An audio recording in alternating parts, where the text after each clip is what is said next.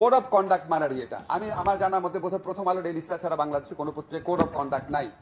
Code of conduct তো self regulation, এটা পৃথিবীর সমস্ত বড় বড় পত্রিকা থাকে। আর কোড অফ কন্ডাক্ট যে দুইটা পত্রিকা আছে, এই দুইটা পত্রিকা থেকে একটা উদাহরণ দিই যেখানে কোড অফ কন্ডাক্ট আছে।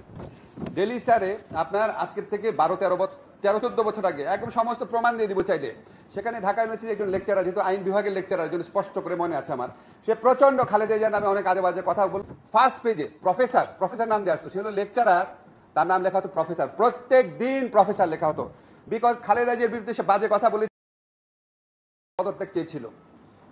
তারপরে যখন তাকে ঢাকা বিশ্ববিদ্যালয় শিক্ষক সমিতি ইউনানিমাসলি প্রত্যেকে একত্রিত হয়ে যখন তাকে ঢাকা ইউনিভার্সিটি থেকে বের করে দিল, এই নিউজটা ডেইলি স্টার ছাপে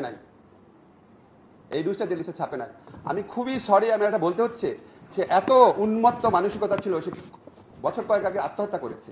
এইরকম একটা মানুষকে হিরো বানিয়েছে ডেইলি স্টার। কিন্তু তাকে যখন ঢাকা ইউনিভার্সিটি ক্লাব থেকে বের করে দেওয়া হয়েছে, ঢাকা ইউনিভার্সিটি ক্লাবের ইতিহাসে প্রথম ইউনানিমাসলি বের করে দেওয়া হয়েছে, সেই নিউজটাই ডেইলি স্টার ছাপে নাই। জাতীয় বীর যে বানিয়ে ফেলেছিল, এটা হচ্ছে ডেইলি স্টার। আর হচ্ছে প্রথম আলো, যে পত্রিকা আমি নিজেই লিখি, প্রথম আলোতে আপনারা দেখবেন সুযোগ পেলেই কি আপনার জাফরুল্লাহ চৌধুরী হচ্ছে বিএনপি পন্থী। আমি সবসময় সৌরভে আছে বলতাম, ভাই জাফরুল্লাহ চৌধুরী যদি বিএনপি পন্থী, লেখা আছে একবার দুইবার হলো, আমি নিজের চোখে পড়েছি। জাফরুল্লাহ চৌধুরী যদি বিএনপি পন্থী হয়, তাহলে আনিসুজ্জামান আর জাফর ইকবাল ওনাদের নামের আগে আওয়ামী লীগ পন্থী কেন লেখেন না? কখনো লেখেন। সেলফি যদি থাকে, তখন আপনাদের প্রতি মানুষের রেসপেক্ট আসবে না, মনে হবে আপনারাও তো একটা পার্টি জানার অংশ।